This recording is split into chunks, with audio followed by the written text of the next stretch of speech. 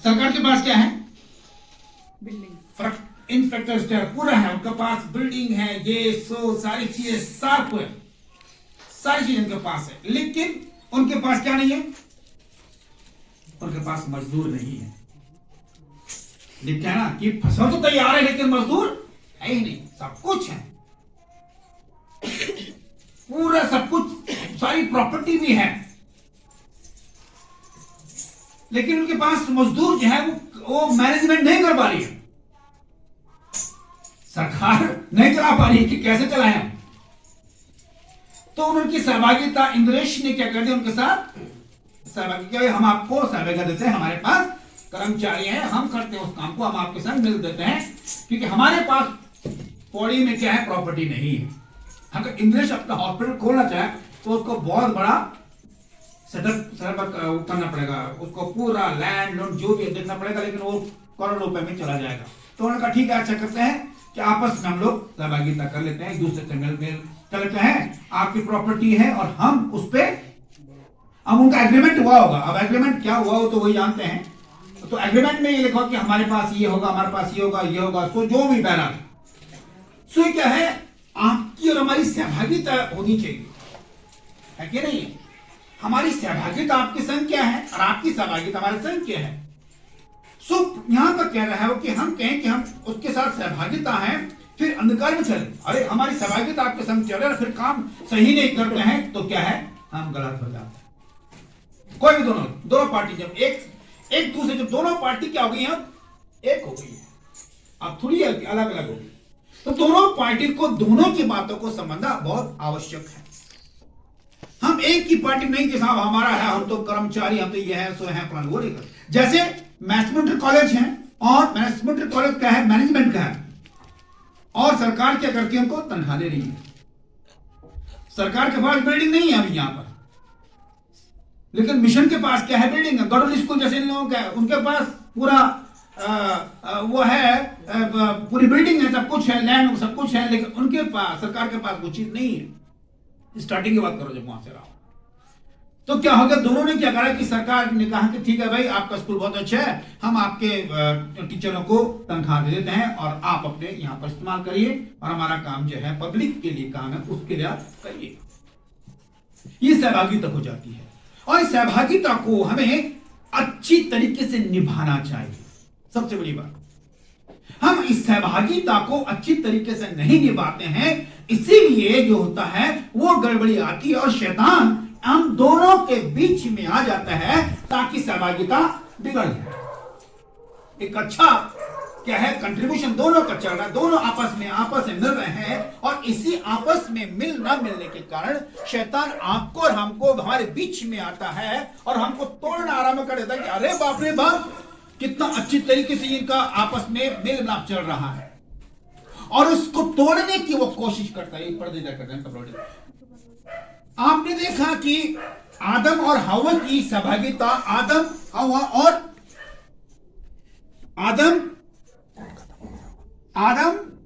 हवा और किसकी सहभागिता, परमेश्वर की।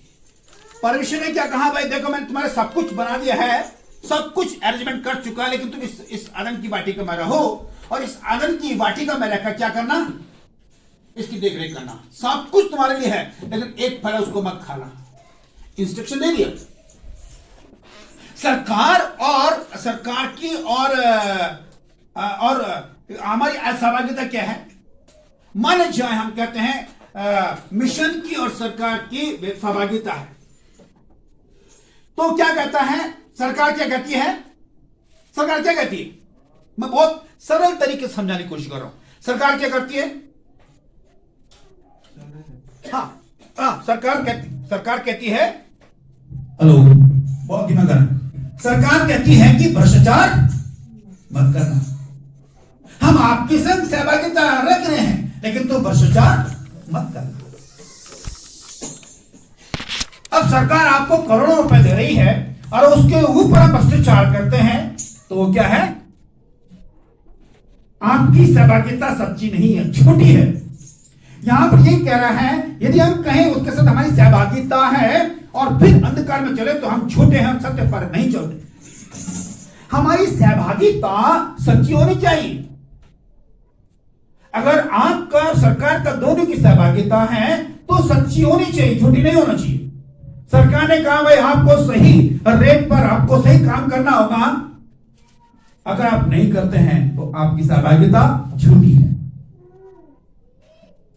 हमारी सहभागिता परमेश्वर के संग सच्ची होनी चाहिए। अगर हम परमेश्वर के संग सच्चे नहीं ठहरते हैं और हम कहते हैं मैं तो मसीह हूं, तो मैं झूठ बोलता हूं। अगर मेरी सहभागिता चर्च के संग है, मैं कहता हूं उस चर्च का मेंबर हूं, मैं उस चर्च का सदस्य हूं, लेकिन उसी चर्च की सदस्यता होने के कारण क्या सहभागिता है, उसी चर्च की प्रॉपर्टी को लूटता हूं, तो मैं क्या हूं? बेईमान हूं। मैं झूठ बोलता हूं कि मैं उसके संग मेरी सदस्यता है। अब तो मैं झूठ बोलता हूं। अपने आप को तब मसीह मत बोलो, मत बोलो ना। आपने उसी प्रॉपर्टी को क्या कर दिया? घेर दिया है। उसी प्रॉपर्टी को आपने हड़प दिया है, उन्हीं चीजों को हड़प दिया है, और आप कहते हैं हमारी सहभागिता है। नो, आपकी सहभागिता झूठी है, आप सच नहीं बोल सकते हैं। यदि मैं कहूं मेरी परमेश्वर के मेरी सेवा परमेश्वर के संग है और मैं परमेश्वर की सेवा को सही तरीके से नहीं करता हूं, तो मैं झूठ बोलता हूं। तो ये क्या है? यहां पर लोग कह रहे हैं यदि हम कहें कि उसके साथ हमारी सहभागिता है और फिर अंधकार में चले तो हम छोटे हैं। आपने देखा यहूदा स्कूल जो था प्रभु के संग चलता रहा, लेकिन वो झूठ निकला। उसने उसी को क्या कर दिया? पकड़ा दिया। तो उसकी सहभागिता क्या थी? झूठी थी। पतरस ने कहा और प्रभु तू कैसी बात करता है, मैं तो मरने तक जीवित हूं। लेकिन जब वो लड़की आई थी, अच्छा तू भी उनके संग था? तो नहीं नहीं मैं नहीं था। दूसरा भी आता, वो भी बोलता, तीसरे बोलता, नो, उसकी सहभागिता झूठी थी, वो झूठ बोलता रहा। लेकिन लास्ट में जब उसने मुर्गे ने दिया तब पछतावा, बाप रे बाप, मेरी पोल तो अब खुल गई भाई। उसकी पोल कहीं ना कहीं तो खुल गई। आप सोचिए कि हमारी पोल कहीं ना कहीं खुल सकती है, हमारी पोल खुल जाएगी। हम सोचते हैं कि हम बहुत हो, हमारी पोल कोई ना कोई हमारे काम हमारी पोल खोलेगा। आपने देखा शैतान कैसे काम करता है। जब आपने देखा कि शैतान, आपने देखा कि परमेश्वर, आदम और हवा, ये तीनों चीजें हैं बहुत अच्छी तरह से चल रहे थे, लेकिन कौन बीच में आ गया? शैतान ने। तो शैतान भी नहीं आया, सांप के रूप में आ गया। ओ बाप रे बाप, बड़े अच्छी तरीके से आ रहा है। आपकी दोस्ती क्या होती है? बहुत अच्छी तरीके से होती है। अब कुछ ऐसे नेता होते हैं जो बीच में आ जाते हैं, कहते हैं यार तुम्हारा काम ठीक नहीं है, गड़बड़ी पैदा कर देते हैं। वो अपनी नेतागिरी के चक्कर में उन दोनों की सहभागिता को क्या करना चाहते हैं? तोड़ देना चाहते हैं। थोड़ी सी अगर कमी हो गई तो बस बवाल खड़ा हो जाएगा। तो उस दोस्ती को तोड़ देना चाहते हैं ताकि ये टूट जाए और हमारा काम, देखो मैंने ऐसा करा तभी मैंने तोड़ दिया, नेतागिरी तो ये वो नेता ये बोल, देखा मैंने बोला और ये कर दिया। आप वहां पर करिए जहां पर राइट हो। बोले नहीं आपकी दोस्ती अच्छी है, लेकिन आप थोड़ा अपना काम को, जो ये काम कर रहे जरा ठीक से करें भाई, आप इनको तोड़ा नहीं। आपकी सहभागिता क्या है? सही होना चाहिए। मुझे बहुत से लोग मिलते, जब हमने बाल समाधान केंद्र बनाया था तो अच्छा चला, बहुत अच्छा चला, लेकिन उसको क्या कर दिया? तोड़ दिया। शैतान उन्हीं के बीच में घुस गया और शैतान चाहता है कि कैसे इसको तोड़ो, और उसने उसको तोड़ दिया। अब इफेक्ट क्या पड़ा? जनता पे पड़ा। हम पर तो कुछ भी नहीं, प्रभु को धन्यवाद हो, लेकिन जनता पे पड़ा। शैतान बीच में आपका टपक गया, उसने कहा इनको तोड़ने का मुझे ऐसा करना पड़ेगा, और पूरे हिंदुस्तान से ही वो प्रोजेक्ट बंद हो गया। जब आपकी और जब सहभागिता हो रही है, एनजीओ किसको बोलते हैं आपको पता है? एनजीओ का मतलब है non government organisation. Non government organisation और सरकार दोनों मिलकर काम करते हैं।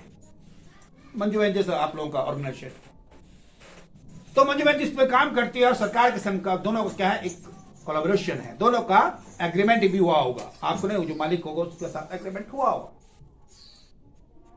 से क्या होता है, ये एक साथ मिलकर चलते हैं, लेकिन हमारे ही बीच में ऐसी चीजें उत्पन्न हो जाती हैं जो कि तोड़ना आरंभ कर देती हैं, और तोड़ने का के कारण क्या होता है, सब कुछ उलट पुलट हो जाता है।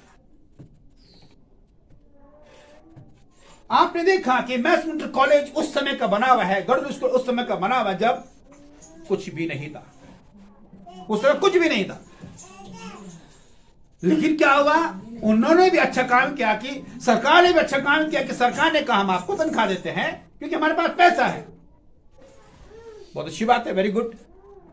दोनों मिलकर काम कर रहे हैं, अच्छा काम चलता चला जा रहा है, बहुत अच्छा चला जा रहा है, स्मूथ चल रहा है। लेकिन अब क्या करता है, अब कुछ हरकतें बीच में आती है, शैतान बीच में आता है, आप सरकार में ही शैतान घुस जाता है। ये मत सोचो आप, सरकार में भी शैतानी ताकतें से घुस जाती हैं जो स्वयं भ्रष्टाचार करती हैं।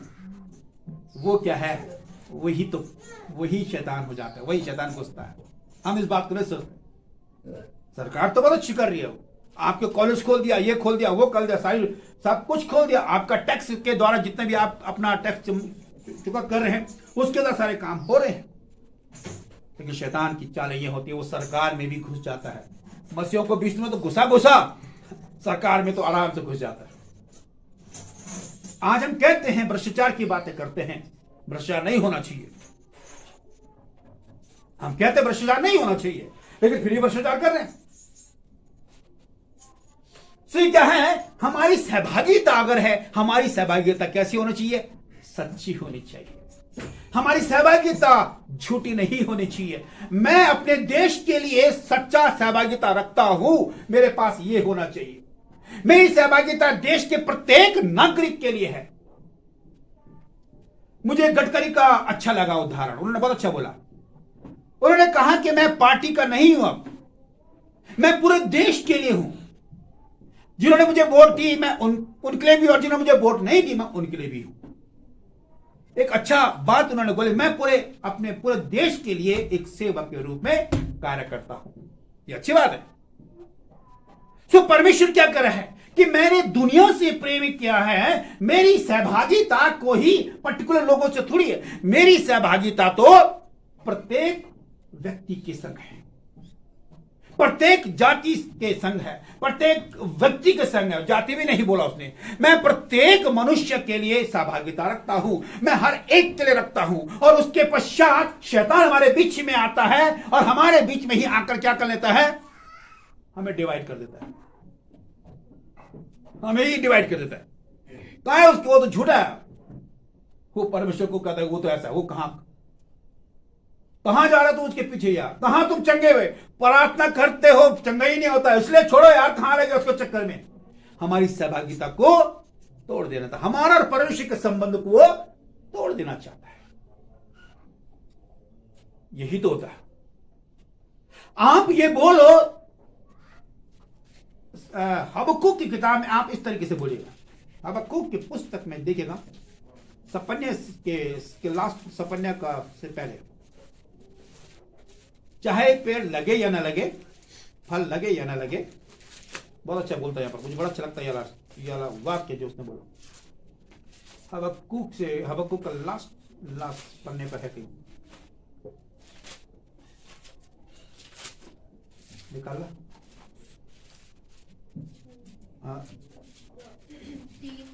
हाँ देख, हाँ क्या लिखा, चाहे अंजीर के पेड़ में फूल ना लगे और ना दाखलताओं में फल लगे, फल ना लगे, जलवायु के वृक्ष से केवल धोखा पाया जाए, और खेतों में अन्न उपजे, भेड़शालाओं में भेड़ बकरियां ना रहे, भेड़शालाओं में क्या भेड़ बकरियां ना रहे, और ना थानों में गाय बैल हूँ, हाँ तो भी मैं यहोवा के कारण आनंदित और मग्न रहूंगा। खत्म बात।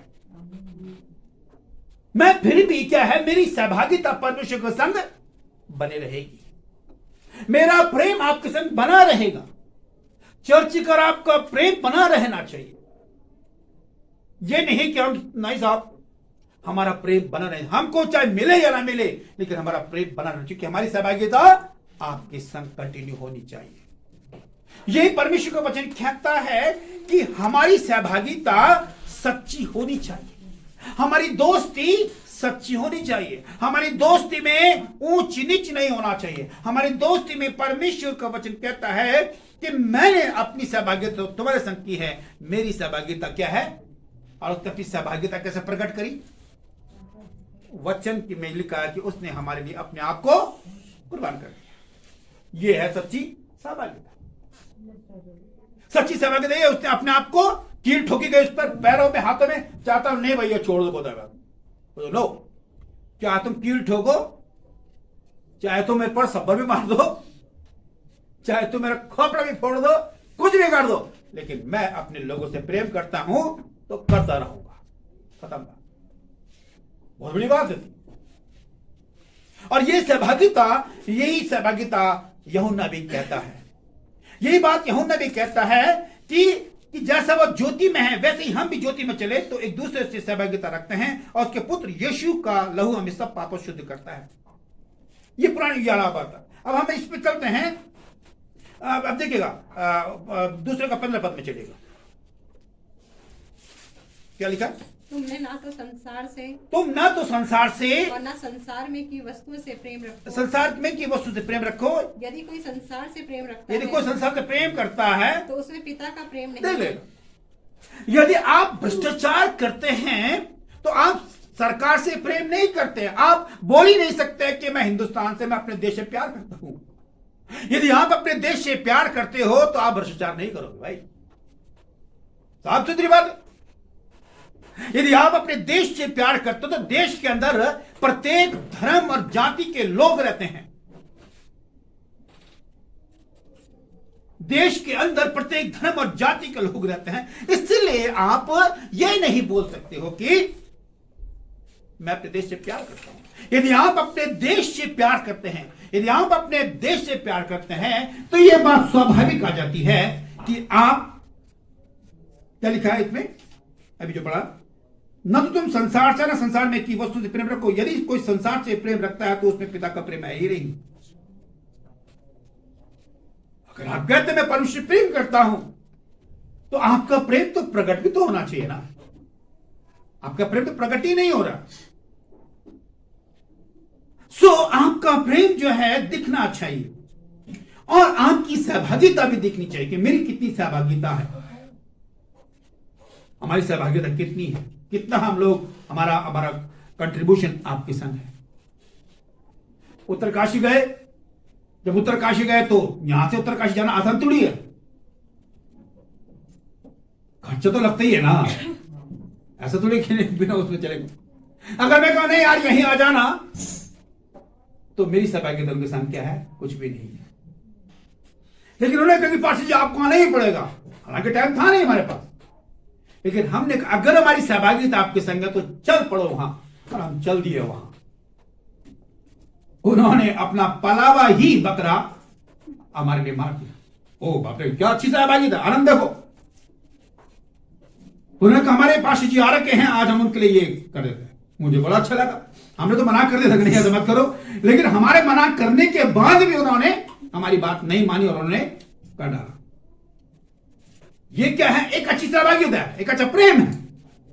मुझे पुराना याद आता है, पुरानी यार की जब कोई आता तो पलावा, उसके जो भी घर का पशु होता था उनके लिए कुर्बान कर देते थे। हमारी सहभागिता कैसी है? हमारा प्रेम कैसा है? हमारा प्रेम सच का प्रेम होना चाहिए। हम क्या हैं यहां पर कहता है, और फिर आइए 16 पद में क्या कहता हूं, क्योंकि जो कुछ संसार में है, जो कुछ संसार में है, अर्थात शरीर की अभिलाषा, शरीर की अभिलाषा, आंखों की अभिलाषा, आंखों की अभिलाषा और जीविका का घमंड, जीवन का घमंड, वे पिता की ओर से नहीं, ये परमेश्वर की ओर से है ही नहीं, बिल्कुल भी नहीं। ये बिल्कुल नहीं है परमेश्वर की ओर से। हमारी सहभागिता आपके संग कैसी है? सच्ची सहभागिता है। हमारी सहभागिता में कपट नहीं है, हमारी सहभागिता में झूठ नहीं है, हमारी सहभागिता में कुर्बान होने वाली सहभागिता है। हम सरकार के लिए कुर्बान होने वाली सहभागिता होनी चाहिए। वह देश को बलिदान करने, जो देश के लिए बलिदान में उनकी सहभागिता सच्ची है, उनकी सहभागिता झूठी नहीं थी। आज हमारी सहभागिता सरकार के संग क्या है? हम तो सरकार का ही पैसा लूट ले रहे हैं। हम सरकार के ही हमारा पुल बनता नहीं है, पुल बनने से पहले ही उजड़ जाता है। तो भाई क्यों उजड़ा पुल? तो भाई क्यों उजड़ा पुल? इसका मतलब कि आपने उसकी ठीक से देख रेख नहीं करी, आपने उसका ठीक जांच नहीं करी, आपने शायद सीमेंट सही नहीं मिला। आप इन्हें कहां बोलते हो अपने आप को, कहते हो कि मैं देश से प्रेम करता हूं। अगर आप अपने देश से प्रेम करते हैं तो आपको सच्ची प्रेम दिखाना चाहिए ना, वो तो दिखाते ही नहीं है। क्या है? आप परमेश्वर से प्रेम करने वाले लोग हो। यदि मैं कहता हूं मैं परमेश्वर से प्रेम करता हूं, तो मैं परमेश्वर से प्रेम करता हूं, तो परमेश्वर तो कह रहा है कि जो इन छोटे में से छोटे किसी एक की संख्या है वो मेरी संख्या है। ओ बाप रे बाप, स्पष्ट कर दिया उसने कि जो छोटे में से किसी एक की संख्या है वो मेरे संग क्या है। शाऊल ने क्या बोला? हे शाऊल, तू मुझे क्यों सताता है? उसने कहा मैंने कब सताया तुझको? बहुत बड़ी बात बोली इसने, कब सताया मैंने तुझको? कहा तुमने जो छोटे में से किसी की संख्या है वो मेरे संख्या है। यदि आप किसी की हत्या करते हो तो आप अपने आप को यह समझ जाओ कि हम हत्या परमेश्वर की कर रहे हैं। यदि हम भ्रष्टाचार कर रहे हैं तो हम परमेश्वर के भंडार का भ्रष्टाचार कर रहे हैं। यदि हम गलत कार्य कर रहे हैं तो हम ये समझ जाते कि हम परमेश्वर के कार्य को गलत कार्य कर रहे हैं। ये मत समझना, यदि हम किसी भी जाति के संग ऐसा व्यवहार करते हैं तो ये मत समझना कि मैं किसी पर्टिकुलर जाति का, मैं समझ जाना कि मैं परमेश्वर के संग भेदभाव करता हूं। साफ सुथरी बात, ओपनली बात कर रहा हूं। यदि कोई बड़ी जाति का बोले छोटी जाति के मैं चाय नहीं पीऊंगा तो परमेश्वर के संग विरोध करता है। आज ये किस्सा है, बहुत कितना बड़ी बात है। मुझे याद है, मैं जानता हूं इस बात को, मैं इसलिए कह रहा हूं कि मैं इस बात को जाना है। छुआछूत कितना भयंकर था कि जिस गिलास में चाय पीते थे उस गिलास को खुद धोना पड़ेगा तब जाके तुम बाहर निकलोगे। तो क्या है हमारी सब, हम कहते हम ईश्वर को मानते, परमेश्वर को मानते, कहां मानते हो? आपने किसी छोटे के संग ऐसा किया है तो आपने परमेश्वर का विरोध किया है। आपकी सहभागिता झूठी है। आप जितना भी चर्च चले जाओ, चर्च में जितना भी दान दे दो, लेकिन आपकी सहभागिता झूठी है। मत बोलना कि मैं मसीह का फॉलोवर हूं। आप मसीह के फॉलोवर नहीं, शैतान के फॉलोवर हो। वो तो केवल दिखाने वाले हो। सहभागिता हमारी कैसी सहभागिता? हमारी सहभागिता सच्ची होनी चाहिए, हमारी दोस्ती सच्ची होनी चाहिए, हमारा प्रेम सच्चा होना चाहिए, झूठा प्रेम नहीं। भाई यहां लिखता है कि हमारी सहभागिता, वो कह रहा है संसार और उसकी अभिलाषा दोनों मिट जाते हैं, पर जो परमेश्वर की इच्छा पर चलता है वो सर्वदा बना रहेगा।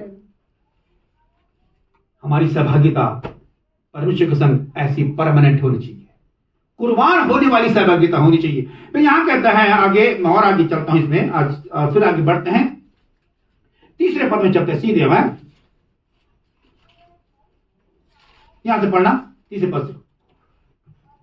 और जो कोई उस पर यह आशा रखता है, तीसरा, नहीं सॉरी, यूहन्ना तीसरा पद, तीसरा अध्याय। देखो पिता ने हमसे, हाँ देखो पिता ने हमसे कैसा प्रेम किया है, हाँ कैसा प्रेम किया है कि हम परमेश्वर की संतान कहलाए। हम परमेश्वर की संतान कहलाए। ओ बाप रे, उसने हमको इतनी अच्छी बात कि हम उसकी संतान कहलाए। फिर और हम हैं भी, हाँ हम भी, इस कारण संसार हमें नहीं जानता, हाँ क्योंकि उसने उसे भी नहीं जाना। देखिए यही तो बात यहाँ पर आती है कि संसार हमको नहीं जानता है। हमारी जो सहभागिता परमेश्वर के संग है वो बहुत क्लोज वाली सहभागिता है, इतनी क्लोज वाली सहभागिता है, इतनी अच्छी कि हमने क्या करा, उसने हमको अपनी संतान तक की भी कह डाला, ये मेरा संतान है। बहुत अच्छी बात। हमारी सहभागिता, जब मैं इंद्रेश का और वो पढ़ा था, ऊपर तो लिखा हुआ है राज क्या लिखा है, गवर्नमेंट का हॉस्पिटल, नीचे लिखा हुआ सहभागिता इंद्रेश का। ये क्या है उनकी सहभागिता? आप पढ़ रहे नेहा, ढंग से पढ़ना, पर्चे को पढ़ा नहीं होगा। मैंने पढ़ा, जब पढ़ा था ऊपर से पर्चे को पढ़ा था, मैंने कहा सहभागिता लिखा क्या है, एक अच्छी सहभागिता है। दोनों चीज एक साथ मिल गए। अगर इंद्रेश अच्छा काम करता रहेगा तो सरकारी बोलेगी नहीं बहुत अच्छा काम कर रहा, पब्लिक भी बोलेगी ये बहुत अच्छे काम करने वाले। हमें जाते हैं वहां देखते हैं अच्छा लगता है हम वहां पर जाते ही साथ। तो क्या करेगा परमेश्वर, और कहते हैं अगर आपकी और आपकी परमेश्वर की सहभागिता बहुत अच्छी हो जाएगी तो क्या परमेश्वर आपको उतना ही रहने देगा? उतना थोड़ी रहने देगा। वो बोलेगा हो इसने 10 कमाया, मैं इसको 20 देता हूं। तोड़े क्या करा उसने कि दे दिया, को 1 दिया, 10, 20 दिया। एक वाले ने तो कुछ काम ही नहीं किया, उसने क्या सहभागिता रखना चाहता था, लेकिन एक का उसने क्या करा, इस्तेमाल ही नहीं। लेकिन 10 ने 20 करा, 20 ने 40 कर दिया, होता ना, ये बहुत अच्छा बेस्ट है। सो जब आपकी और परमेश्वर की सहभागिता बहुत अच्छा वो प्रेम बन जाएगा तो बोलेगा नो मैं इसको ये भी दे देता हूं। क्या करेगा परमेश्वर? और भी दे देगा। बोलेगा ठीक है ये पहाड़ जो है तुम्हारा है भाई। हो प्रभु ऐसा कर जाता है। लोग क्या करते हैं अपनी लैंड को ही दान कर देते हैं वो, लेकिन कब करते हैं? जब उनकी दोस्ती बहुत क्लोज होती है। बोले नहीं हमने उनको आंखों से देखा है, इसको छुआ भी है, इसको अपनी आंखों से देखा है, ध्यान से देखा है, बहुत क्लोज हम इसके संग रहे हैं, इसलिए मैं इसको इस संस्था को ये दे देता हूं। बहुत अच्छी बात है। देने का दिल तब करता है जब हमारी दोस्ती बहुत करीब हो जाए। देने का दिल तब करेगा जब आप बोले नहीं बहुत हम बहुत क्लोज हैं, बोले यहां चलिए हम तुझको देते हैं, पकड़ लेता। कितनी सहभागिता अच्छी हो जाती ना, एक अच्छी दोस्ती बन जाती है, एक अच्छी मित्र बन जाती है। परमेश्वर ने क्या कहा? मैंने तुमको अब क्या बोल दिया है? संतान बोल दिया है। इस कारण हमें नहीं जानते क्योंकि उसने यहां लिखा है कि हम परमेश्वर की संतान कहलाए। परमेश्वर ने दुनिया से ऐसा प्रेम किया कि उसने अपने इकलौता पुत्र दे दिया ताकि जो कोई उस पर विश्वास करे वह नाश न हो परंतु अनंत जीवन पाए। बहुत अच्छा वर्ड ये पूरी दुनिया में आज इस वर्ड को देखा जाता है। सो परमेश्वर ने इतनी अच्छी सहभागिता उसने कहा नहीं भाई मेरा दिल जो है प्रभु यीशु मसीह को तो कब भेजा उसने? पहले थोड़ी भेजा,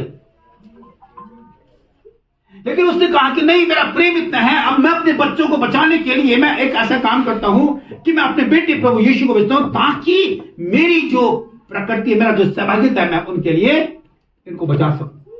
अब तुम ऐसा करो, तुम अगर चाहते हो सो क्या है, अगर चाहते हो मेरी सहभागिता ग्रहण करना, अगर तुम मेरी सहभागिता ग्रहण करना चाहते हो तो मैंने तुम्हारे लिए एक ऐसा साधन कराया है जिसका नाम है प्रभु यीशु नासरी। इसलिए तुम अगर उसको उसके संग अपना सहभागिता हो जाते हो तो तुम बहुत सेफ हो जाओगे, बहुत सेफ हो जाओगे, बच जाओगे। सेफ्टी तुम्हारे पास आ जाए क्योंकि शैतान फिर भी तो आएगा। अगर प्रभु यीशु मसीह तुम्हारे जीवन में है तो शैतान आने से पहले घबरा जाएगा, बोले नो यार उनके पास तो बहुत ताकत है, उनके पास तो क्या है जबरदस्त ताकत है। सो क्या है ये चीज होनी भी चाहिए, हमारी सहभागिता प्रभु यीशु मसीह के संग बनी रहनी चाहिए, बहुत क्लोज रहनी चाहिए। अगर आपकी सहभागिता प्रभु यीशु के संग बहुत क्लोज है तो कह रहा है कि तू कहां जा रहा है, मैं तेरे संग हूं भाई, तब थोड़ी अकेला थोड़ी हो।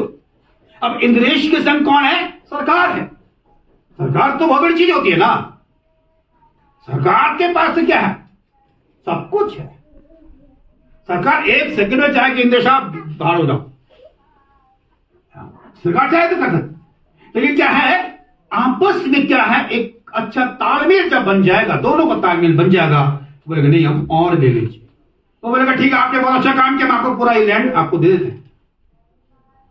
एक अच्छी तालमेल बनी रहनी चाहिए। सो ये क्या है परमेश्वर के संग आपका तालमेल कैसा होना चाहिए? प्रभु यीशु मसीह का संग तालमेल क्या? प्रभु यीशु मसीह ने कोई ये थोड़ी कहा कि तू फलाना जाए ये करो, नहीं कहा, केवल विश्वास करो। तो परमेश्वर ने कहा मैं तुमको सब कुछ देने को तैयार हूं, लेकिन तुम मेरे संग सहभागिता तो करो। एग्रीमेंट हुआ होगा, जब गवर्नमेंट का संग एग्रीमेंट होता है तो एग्रीमेंट ऐसा तो नहीं होता, लिखित हो जाता है उसमें एग्रीमेंट। आपने देखा होगा जब भी हमारा देश का कोई प्रतिनिधि बाहर विदेश जाता है तो आपने देखा होगा कि फाइल ऐसा आदान प्रदान करते हैं ना, और हाथ मिलाते हैं। हाथ मिलाने का मतलब क्या हो? हाथ मिलाने का मतलब क्या हुआ? एग्रीमेंट है कि हमारा मैं सहमत हूं। अब आपकी और हमारी क्या हो गई? सहभागिता हो गई, हम आपने भी जो बात बोली हमको मंजूर है और हमने भी जो बात बोली वो मंजूर है। अब ये कब तक रहेगी ये डिपेंड करता है दोनों को। या तो वो उनको पूरा सपोर्ट नहीं कर रहे हैं या तो फिर ये उनको पूरा सपोर्ट नहीं कर रहे हैं। सो क्या है, अगर हमको सहभागिता रखनी है तो हमारी सहभागिता सच्ची होनी चाहिए।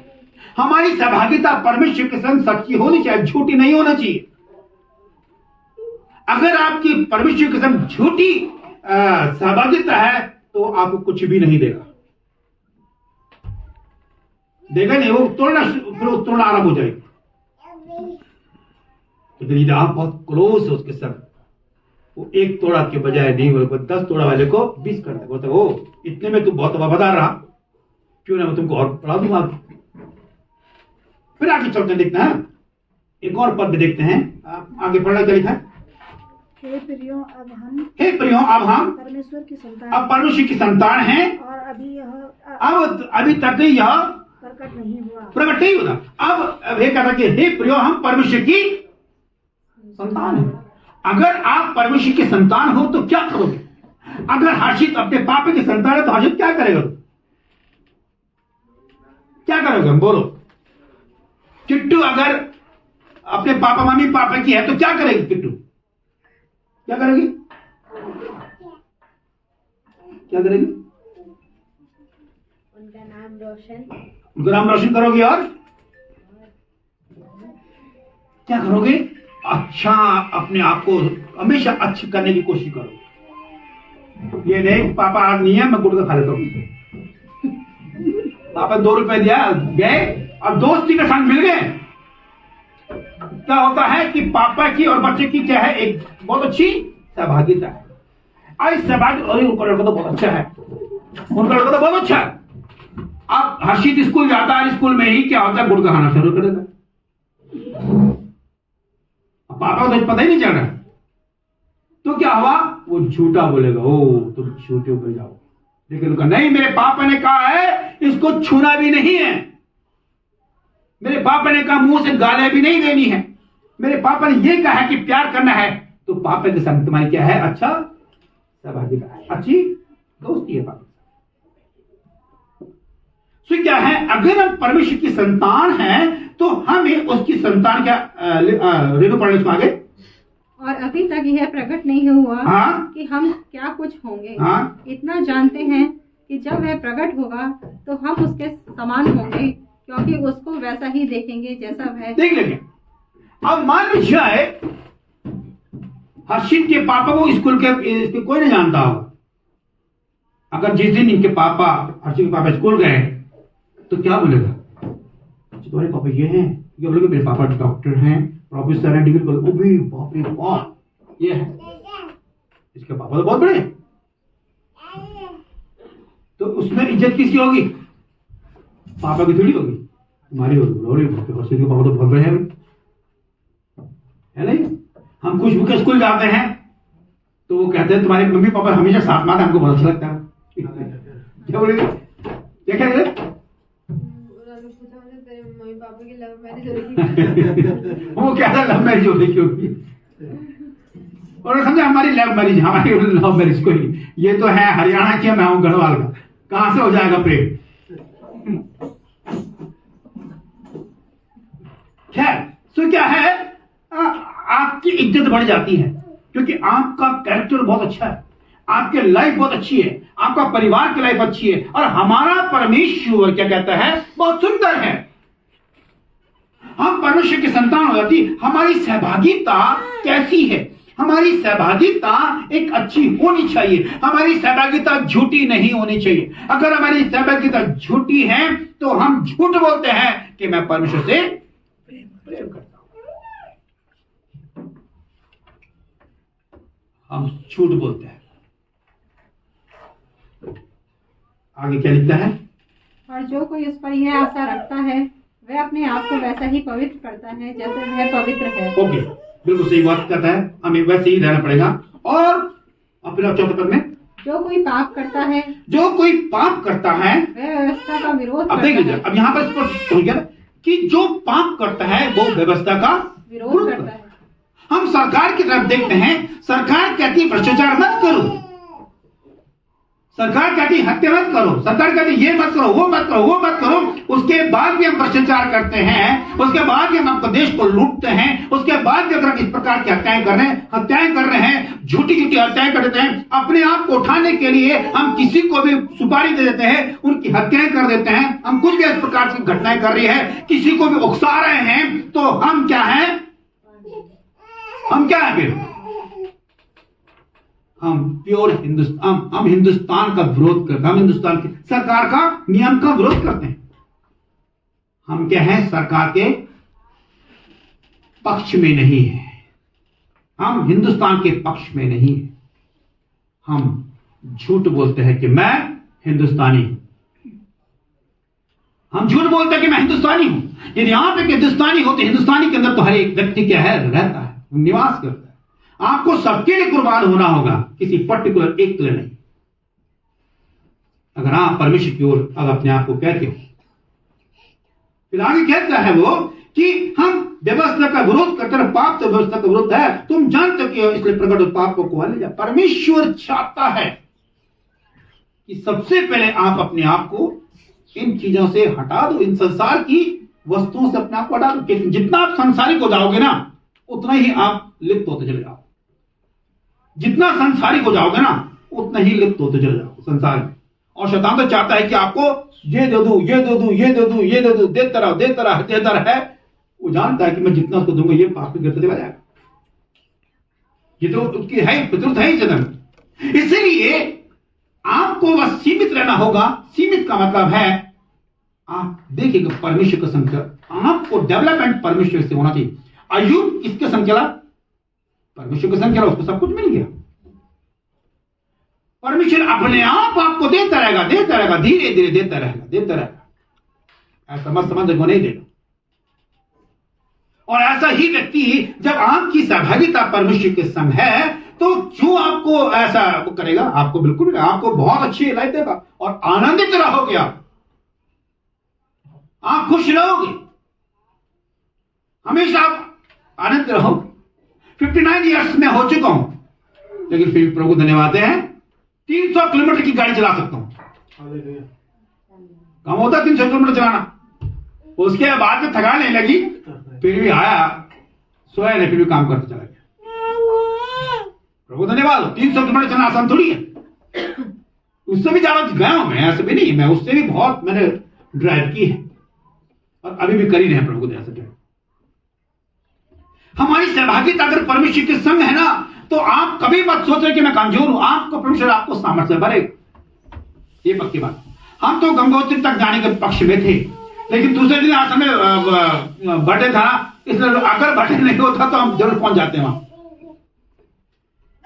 लेकिन प्रभु का धन्यवाद देते हैं, आपकी सहभागिता में कितना अंश है परमेश्वर का, सब पूरा होना चाहिए, अधूरा नहीं होना चाहिए। हमारी सहभागिता अगर परमेश्वर के संग है, तो ऐसी सहभागिता रखो जिससे कि परमेश्वर आपको और देगा। बोलो इतना है, हम और देते हैं आपको। आपने 5 साल काम किया, मैं 5 साल और बढ़ा देता हूं आपके। अगर इंद्रेश और दोनों का अच्छा कोलैबोरेशन होगा, तो बोला नहीं आपके 5 साल है, मैं आपके 5 साल किया, मैं और आगे कर देते हैं, 10 साल कर देते हैं। आपकी तो फैसिलिटी बहुत है, आपका सबको सिस्टमैटिक बहुत सही चल रहा है, सबको देख लिया, आप पैसों का भी सही यूज कर रहे हैं, आपकी अकाउंटिंग सब कुछ ठीक ठाक है, सारा सब कुछ ठीक ठाक है। इसलिए 500 को बढ़ाकर आपके एग्रीमेंट क्या करते हैं, 5 साल का और बढ़ा देते हैं। तो परमेश्वर क्या कर रहा है कि मेरी सहभागिता तुम्हारे संग बहुत अच्छी है, इसलिए मैं तेरी उम्र को 15 वर्ष और बढ़ा देता हूं। हिचकिया कहता है, हिचकिया मरने वाला था ना, उस रो को प्रार्थना की, प्रभु उसने कहा ठीक हो कि मैं तेरी प्रार्थना को सुन लिया है, मेरा एग्रीमेंट तक तो यही तक था। मेरा एग्रीमेंट क्या है, परमेश्वर कहता है मैं तुम्हारे सारे दिन क्या है निर्धारित करके रखे हैं, मैं दोनों को घटा सकते हैं, बढ़ा सकता है। लेकिन यदि परमेश्वर कह रहा है इसके साथ मेरी सहभागिता बहुत अच्छी है, इसलिए मैं तेरे एग्रीमेंट को 5 साल और बढ़ा देता हूं। बहुत अच्छी बात है। क्या नाम है भाई का, आपको नाम भूल गया, सृष्टि क्या, आपका नाम भूल गया भाई? हाँ, वीरेंद्र। वीरेंद्र अपने आप को सोचेगा, आप सोचते मैं बीमार हूं, यदि आप परमेश्वर के संग चलोगे, आज आप अच्छा करो आप यहां बैठ गए, बहुत अच्छा आपके लिए। यदि आप बोले परमेश्वर मुझको, मैं तेरे साथ सहभागिता रखना चाहता हूं, परमेश्वर का हो सुरेंद्र की भूपेंद्र भाई, भूपेंद्र मैं तेरे, तूने मेरे संग अच्छी तरह, मैं तेरी लाइफ को 15 वर्ष और बढ़ा देता हूं, खत्म बात। ओ लेकिन शर्त ये होगी कि शराब नहीं पीनी पड़ेगी, शर्त ये होगी गुटखा नहीं खाना पड़ेगा, शर्त ये होगी कि संगति सही होनी चाहिए, शर्त ये है। लेकिन आप उसकी संगति में अगर फिर नहीं रहना चाहते हो, बोले भाई मैं कुछ नहीं कर सकता, मैंने तो बोल दिया था। वो एग्रीमेंट जो परमेश्वर कर, एग्रीमेंट कैसा होता है? एग्रीमेंट ऐसा थोड़ी होता है। एग्रीमेंट के ये तरीके होते हैं कि भाई अगर मान लीजिए आपने किसी किराए में मकान लेना तो एग्रीमेंट करना पड़ेगा। एग्रीमेंट ये होता है कि भाई 3 साल के बाद इतना परसेंटेज इसका बढ़ाएंगे। यदि कोई कंस्ट्रक्शन करना होगा तो आपको उसकी परमिशन मालिक से लेनी पड़ेगी, करना पड़ेगा। आपको क्या है, आपका हमारा मालिक परमेश्वर है ना, और उसने प्रभु यीशु नासरी को भेजा है आपकी सारे सिस्टम को ठीक करने के लिए। वो आपके संग रहेगा। परमेश्वर की प्रॉपर्टी क्या है? प्रभु यीशु नासरी है। इसलिए कहता है जो कोई तो विश्वास करेगा वो नाश नहीं होगा, अंदर जीवन पाएगा। एग्रीमेंट करने के लिए आपको हाथ तो बढ़ाना ही पड़ेगा ना। आपका एग्रीमेंट होगा, वो कह रहे हो कि मेरे पास सब कुछ है, मैं आपके एग्रीमेंट को 5 साल क्या, मैं 10 साल क्या, मैं 50 साल क्या, मैं बढ़ा सकता हूं। भाई मेरे पास जीवन है, मैं 10 साल क्या, मैं 20 साल कर दूंगा। लेकिन उसके लिए शर्त ये होगी भाई, अगर आपको मंजूर है तो हमारा एग्रीमेंट 20 साल के लिए लिख देता हूं, मैं 15 साल के लिए लिख देता हूं। मेरा एग्रीमेंट परमेश्वर के संग कहता है मुझे नहीं मांगो। मुझे पापा की याद आती है, अपने पापा का एग्रीमेंट परमेश्वर ने कहा था कि वो पापा की डेथ हुई थी 78-79 में लगभग ईयर्स में। लेकिन जिस दिन परमेश्वर के पापा की डेथ हुई उस दिन परमेश्वर ने कहा, मतलब कहा नहीं, परमेश्वर ने 1 वर्ष परमेश्वर ने उनको, मैंने जब पापा को मैंने सांस दी तो पापा ठीक ठाक हो गए, ठीक होने के हॉस्पिटल, वो तो मर चुके थे पापा जी, तो हमारे वो तो डेड हो चुके थे। लेकिन मैंने उनको जब मुंह से सांस दी तो उनके पास फिर प्राण आ गया, और उतनी सेकंड में मैं हॉस्पिटल ले गया। जब वो सिस्टर इंजेक्शन लगाई थी उसमें पापा के प्राण निकल चुके थे। मैंने मुंह से सांस दी, सांस देने के बाद पापा फिर ठीक ठाक हो, जीवित हो गए। डॉक्टर ने कहा बहुत बड़ी बात है कि हमारा मरीज जो है, मरा हुआ व्यक्ति जीवित हो गया, डॉक्टर का स्टेटमेंट है ये भाई। और 3 दिन के बाद हम पापा को घर लेके आ गए। 1 साल तक पापा जीवित रहे।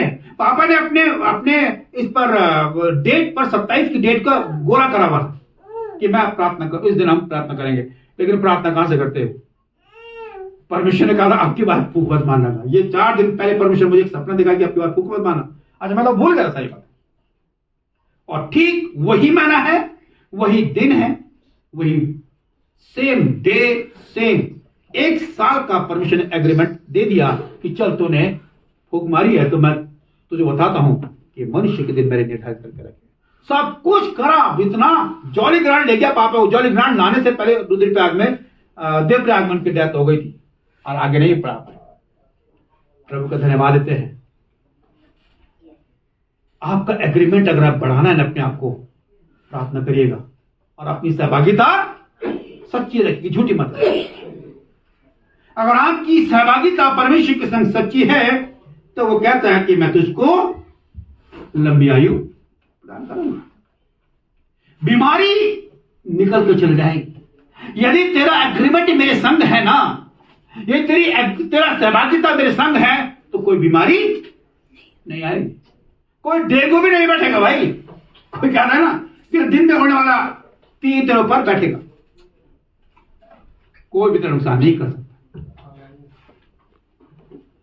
हम देहरादून गए थे, हमने कहा देहरादून बहुत डेंगू हो रहा है। हमने फुलबाजी की शर्ट पहन ली। अरे भाई कहां तक ढकेंगे अपने आप को, देखा वो मच्छर मेरे यहां बैठ गया, तो यहीं पर डंग मार गया। और वो डेंगू वाला डंग नहीं था, खोपड़ी भी गंजी है ना, कभी यहीं बैठ जा रहे। बड़ा मुश्किल में ले क्या करूं, क्या बिफेन तो क्या करूं। खैर हमने कहा प्रभु अब इतना तो मैंने यहाँ तक पहन ली, बाजू तक पहन ली, लेकिन सर को भी मैं क्या करूं, सर में टोपी पहन ली, लेकिन मुंह तो खोल लिया और वाकई में मच्छर यहाँ बैठा था। यहाँ पर मैं कहीं दर्द खराट सी मच्छर दे गई, सो रहे थे रात, अभी भी मच्छर ना पाँव में काट, इनको तो नहीं काटा, हमको हमारे कमरे में घुस गया मच्छर। क्या है, खैर हमारी सहभागिता किसके संग है? जीवित परमेश्वर के संग है। और यह आपके खुशी का विषय है, यह आपके आनंद का विषय है कि आपकी सहभागिता एक ऐसे महान परमेश्वर के संग है जो आपके लिए प्रोटेक्शन, आपके लिए हमेशा तैयार रहता है, प्रोटेक्ट करता आप लोगों के लिए। बहुत बड़ी बात है। फिर आइए कहता है बस 5 मिनट और है, 10 मिनट और है, क्या लिखता है आगे पढ़ना। तुम जानते हो कि वह इसलिए प्रकट हुआ, तुम जानते कि वो इसलिए प्रकट हुआ कि पापों को हर ले जाए, कि पापों को हर ले जाए, और उसके स्वभाव में पाप नहीं, उसके स्वभाव पाप नहीं था। जो कोई उसमें बना रहता है, जो कोई उस पर बना रहता है वह पाप नहीं करता, वो पाप नहीं करता। जो कोई पाप करता है, जो पाप करता है उसने ना तो उसे देखा है, उसको नहीं देखा है और ना उसको जाना है। और उसको जाना है। हे बालकों, हे बालकों, किसी भरमाने में ना आना, किसी के भरमाने बनाना, जो धर्म के काम करता है, जो धर्म के काम करता है वही उसी के समान धर्मी है। हाँ जो कोई पाप करता है हाँ? वह शैतान की ओर से है, हाँ? क्योंकि शैतान आरंभ ही से पाप करता आया है। हाँ? परमेश्वर का पुत्र इसलिए प्रकट हुआ कि शैतान के कामों को नाश करे। ओके, यहाँ पर रुक जाएं, ठीक है। यहाँ लिखता है कि किसी के भरमाने मत आना, और यहाँ का जो कोई पाप करता है वो शैतान की ओर से है। अब देख लीजिएगा, यहाँ पे स्पष्ट हो गया ना। यदि आप कहते हो अगर देश का पैसा लूटते हो तो आप शैतान की ओर से, मैं आपको आप कर रहा हूं भैया, यदि आप देश का पैसा लूटते हो तो आप शैतान की ओर से। यदि आप किसी भी तरीके से आपका घर का पैसा लूटा जा रहा है, आपका घर का पैसा कैसे लूटा जाता है पता है आपको? आपका अपने घर का पैसा लूटा जा रहा है, नहीं मालूम आपको? आप बोले किसी बोले पास, यदि मैं अपने घर में जो पैसा लेके आ रहा हूं और उसी पैसे को शराब में, गपशप में, तमाम दुनिया के रख दूं, वो लूट रहा है शैतान। ये बात सोचते कि शैतान उसको लूट रहा है। आपकी कमाई को परमेश्वर चाहता है, ये कमाई आपके लिए, आपके बरकत कमाई हो, लेकिन यदि आपकी कमाई के अंदर आप अपने घर में जो मेहनत कर रहे हो, उस मेहनत में आपने शराब की बोतल लेके आ गए, आप गुटखा लेकर आ गए, बीड़ी सिगरेट लेकर आ गए, तमाम ऐसी गंदी चीज वस्तुएं लेकर आ गए, तो शैतान तो लूट रहा है, आपका पैसा तो लूटने में जा रहा है। इसलिए तो बरकत नहीं आ रही घर पे, इसलिए तो आप लूटते चले जा रहे हैं बराबर। यदि आप उसी पैसे को जो परमेश्वर आपके परिवार में दे रहा है, उसी पैसे को आपने संभाल कर रखा है, उसी पैसे को आपने बैंक में जमा कर दिया है, उसी पैसे को आपने अच्छी जगह लगाया है, तो आशीष आएगी उस पर। आपकी आशीष तो शैतान लूट रहा। वो कह रहा है कि इसीलिए जो पाप करता है, क्योंकि ये पाप में चला जाता है, ये चीजें उन जगहों में चले जाती जहां नहीं जाना चाहिए, ऐसे तो होता है। और अपने धन को ऐसे जगह प्रयोग करो। आपने अपने बच्चों के लिए क्या करा? आपने कहा मैं तो यहां से यरूशलेम जाऊंगा और वहां देखूंगा प्रभु यीशु मसीह जहां पैदा हुआ था, वहां देख के आऊंगा। तो आपने क्या करा?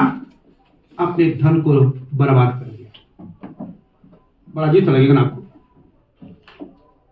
आपने 2-3 लाख रुपए वहां यरूशलेम जाके फालतू में चले गए। मैं जाके देखो प्रभु यीशु मसीह कहां पैदा होता। अरे ये ऐसा, अरे आप उतना पैसा बर्बाद करने के बजाय अपने बच्चों पे लगा दो भाई, बच्चों को जमा कर दो कि आगे बच्चों को बढ़ना है, हमें देखने की जरूरत भी नहीं, क्योंकि वो जो जिसको देखने के लिए जाना था वो तो खुद ही हमारे घर आने वाला है भाई, वो तो खुद ही हमको ले जाने के लिए आने वाला है। हम तो उसके समझाएंगे, वो तो हमको फ्री में ले जाएगा।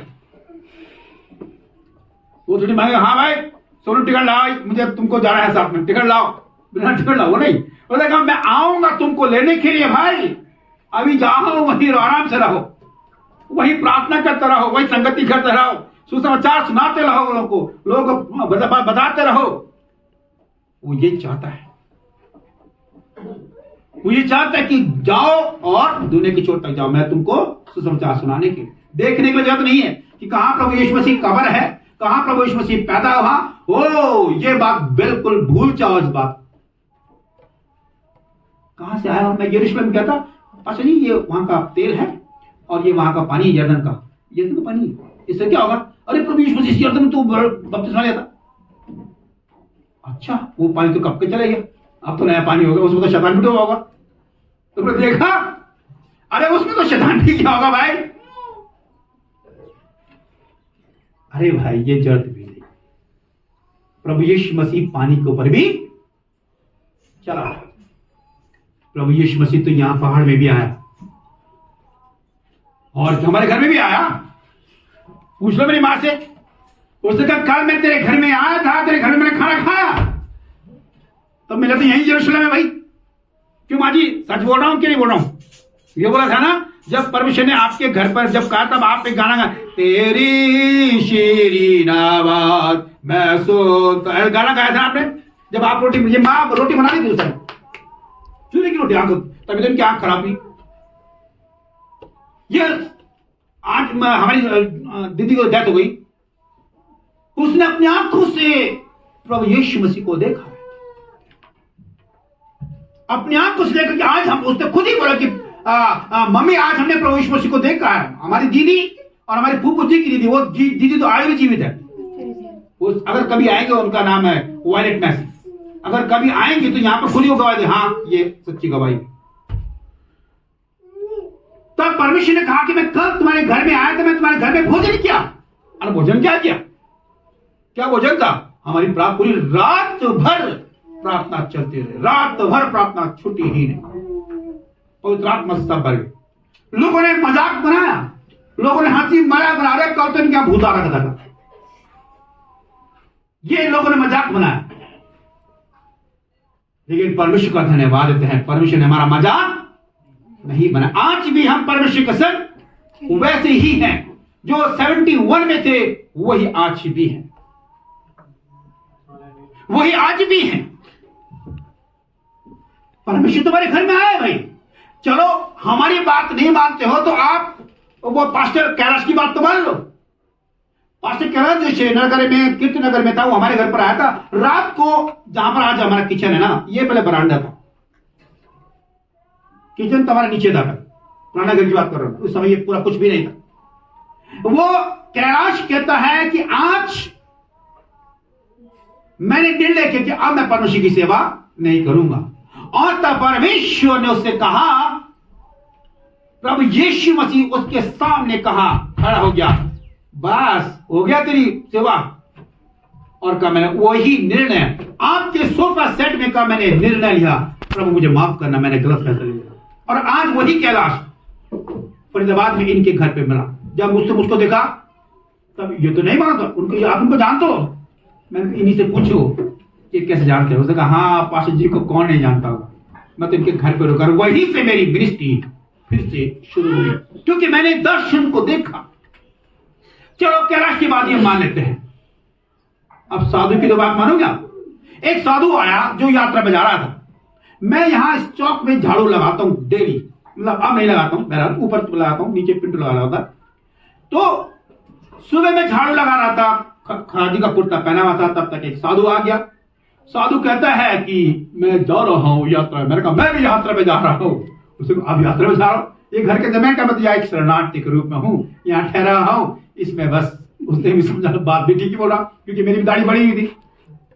अब कहने लगा कि कौन सी यात्रा में जा रहे हैं आप? मैं कहा मैं तो जीवन की यात्रा में जा रहा हूं, जो अनंत काल की यात्रा है। उसने कौन सी यात्रा है? मैंने तो आज तक सुनी नहीं। खैर उसको पूरा सुसमाचार सुनाया और परमेश्वर ने उसको छुआ, और वो यही मेरे संग, उसने अब आगे जाता ही नहीं, मैं यही आपके संग रहूंगा। एक हफ्ते तक रहा। वो व्यक्ति था जो हर समय बीड़ी फूकता था, हर सेकंड उसको बीड़ी चाहिए।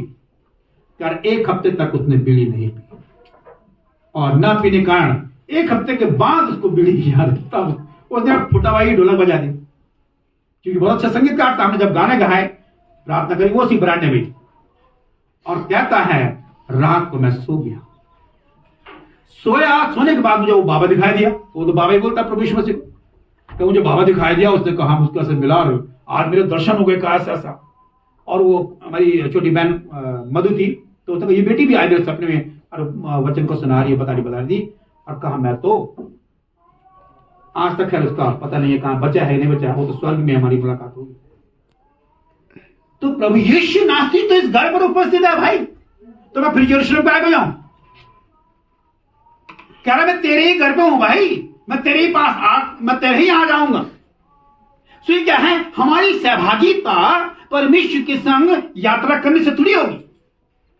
हमारी सहभागिता यात्रा करने से नहीं है, हमारी सहभागिता उसके संग मेल मिलाप की और प्यार के प्रेम की होनी चाहिए। और ये सहभागिता उसने कहा मेरा एग्रीमेंट क्या है कि पूरी दुनिया से प्रेम करो, ये मेरी एग्रीमेंट होगा तुम्हारा। मेरी सहभागिता में यह है कि पूरी दुनिया से प्रेम करो, पूरी दुनिया को अपने अपने समान समझो, न किसी को छोटा समझो न किसी को बड़ा समझो, सबको बराबर की दृष्टि से देखो और सबसे प्रेम करना सीख जाओ। ये मेरा एग्रीमेंट तुम्हारा, तब मैं तुम्हारी लंबी आयु प्रदान कर दूंगा। तो क्या है, परमेश्वर का एग्रीमेंट है। और इस एग्रीमेंट में क्या कहता है, अगर हम प्रेम करते हैं, यदि हम अपने देश से प्रेम करते हैं, हमारा देश से प्रेम है, तो अपने देश के संग प्रेम कैसे दिखाओगे? बोलोगे नो। मुझे सीजीआई चंद्रचूड़ जी का बड़ा अच्छा लगता है स्टेटमेंट। कहा मैं न्याय करने आया हूं, मेरे लिए कोई वो नहीं है कि मैं मुंह देख कर न्याय करूं। बाइबल भी कहती है मैं मुंह देख कर न्याय नहीं करता, मैं न्याय करूंगा तो उसके एविडेंस से देख, उस सारी चीजों को देख। परमेश्वर भी कहता है, परमेश्वर कहता है मैं गवाह हूं। बाइबल कहती है कि परमेश्वर क्या है, हमारा गवाह भी है, वो भी गवाही देता है कि ये है भाई। तो आपके और हमारी गवाही क्या है? आपके और हमारा गवाही क्या होनी चाहिए? हमारी सहभागिता कैसी होनी चाहिए? हमारी सहभागिता ये होनी चाहिए ताकि दूसरा ये समझ जाए यानी कि सहभागिता परमेश्वर के संग बहुत अच्छी है। आपका यहां पर बैठना, आपका यहां पर उठना बैठना, हमारी सहभागिता इस बात को प्रकट करनी चाहिए कि वाकई में हमारा प्रेम बराबर है। यदि मैं किसी को बोलूं नहीं आपको जमीन पर सोना, आपको यहां सोना पाओ, तो मेरी सहभागिता सच्ची झूठी है।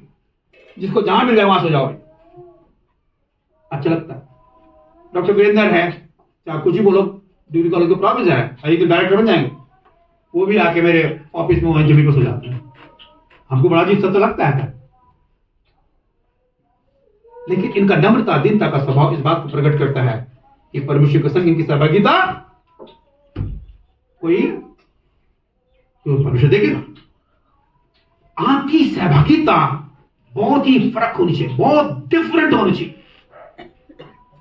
जब परमेश्वर की सहभागिता हमारे संग बिल्कुल बहुत अच्छी सहभागिता कि उसने अपने आप को प्रभु यीशु मसीह को अपने हमारे लिए दे दिया है।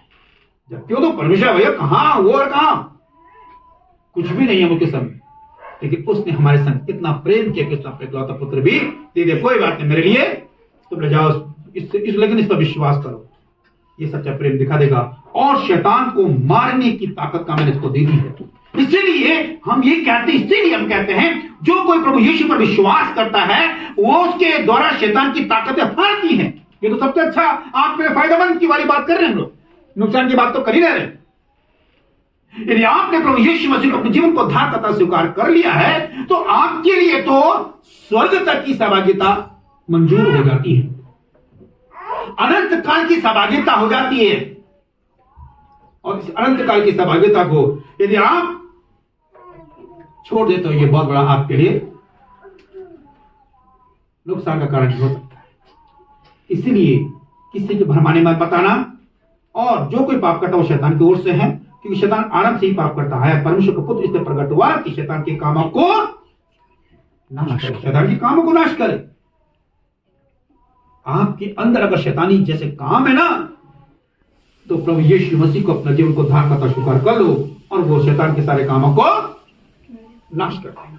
आपके पास हथियार यानी कि प्रभु यीशु मसीह आपके लिए एक ऐसा हथियार है जो शैतान के सारे कामों को नाश करने की सामर्थ्य रखता है। जो 9 पद पढ़ना इसको, जो कोई परमेश्वर से जन्मा जो कोई परमेश्वर से जन्मा है वह पाप नहीं करता, क्योंकि उसका बीज उसमें बना रहता है, उसका बीज उसमें बना रहता है और वह पाप कर ही नहीं सकता, क्योंकि परमेश्वर से जन्मा। हालेलुया, प्रभु को धन्यवाद। कर ही नहीं सकता। आप परमेश्वर से जन्म अगर आपने ले लिया है ना, तब आप पाप करोगे ही नहीं। यदि आप कहते हैं हम उसके संग हैं और पाप करते तो अपने आप को झूठ बोलते हैं। झूठ बोलना ये हमारे लिए एक परमेश्वर के लिए बहुत अजीब सा लगता है। ट्रेन में मैं गुवाहाटी से और नहीं कहाँ से आ रहा हूँ, गुवाहाटी से मैं पटना जाना था। पटना से जाने के बाद मेरी तो ट्रेन मेरी सीट बुक थी।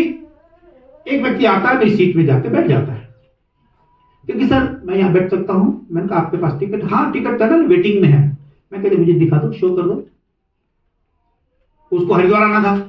हाँ हरिद्वार की बात कर रहा हूँ, हरिद्वार आना था उसको। मुझे पटना से हरिद्वार नहीं, बनारस से हरिद्वार आना था, नहीं लखनऊ से हरिद्वार आना था।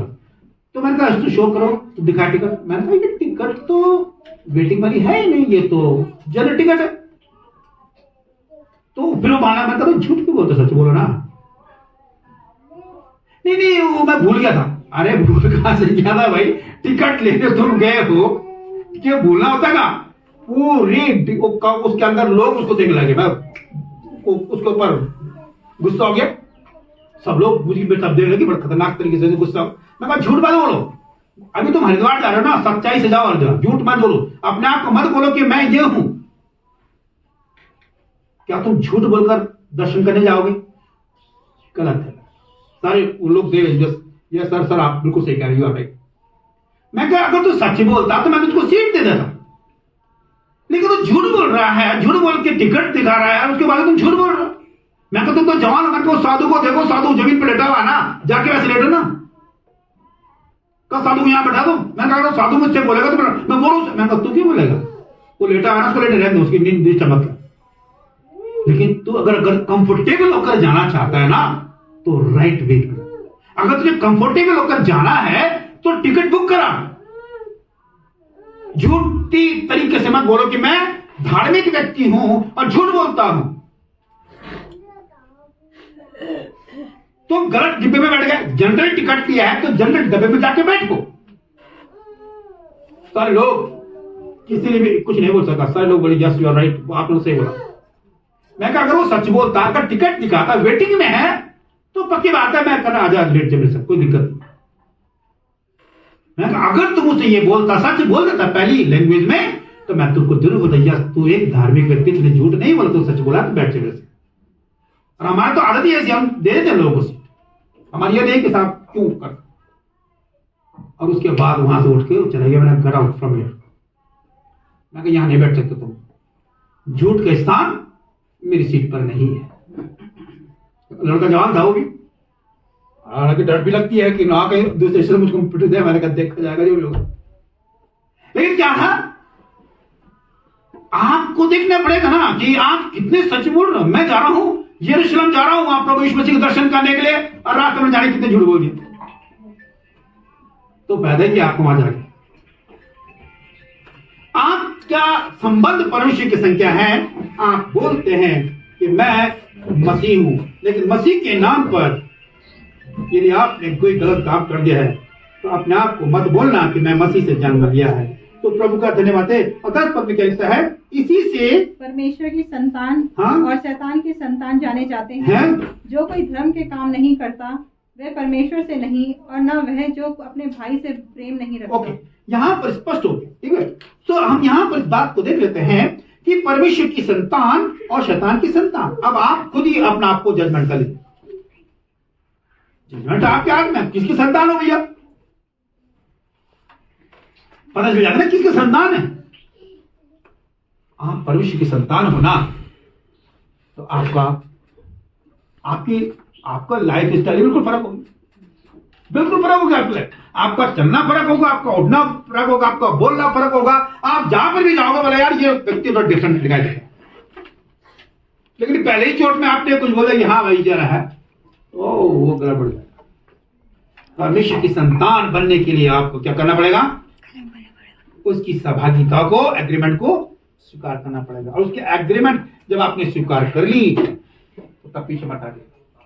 इसीलिए हम कहते हैं कि प्रभु ने कहा कि अपने आप को मतलब बहुत अलर्ट बना के रखो, सावधान, कोई तुमको भरमाने ना पाए। कोई भरमा देगा, संसार में बहुत से लोग हैं, एक सेकंड में भरगा देगा।